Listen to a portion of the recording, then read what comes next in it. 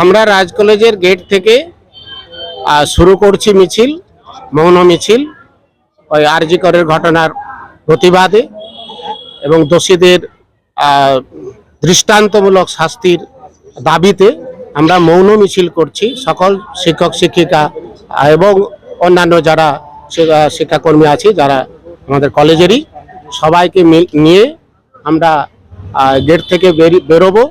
Gate থেকে বেরিয়ে ঘোষবাগানের হয়ে রামকৃষ্ণ রোড ধরে আবার আমরা এই কলেজে আবার ফিরে আসবো।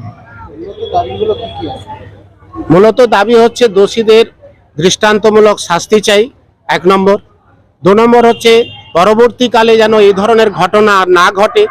আমরা সকলেই শিক্ষক শিক্ষিকা, আমাদেরকে সমাজে চলতে হয়, ছাত্রছাত্রী আছে, আমাদের দূর থেকে সব ছাত্রছাত্রী আসে এবং সেই ছাত্রছাত্রীদের যদি নিরাপত্তা না থাকে, আমরা যদি সকলের সুরক্ষিত না থাকি, আমরা সেই দাবিতে, সুরক্ষিত রাখার দাবিতে এবং পরবর্তীকালে এরকম নৃশংস হত্যাকাণ্ড যাতে না হয় তারই জন্য আমরা এই প্রতিবাদ মিছিল করছি।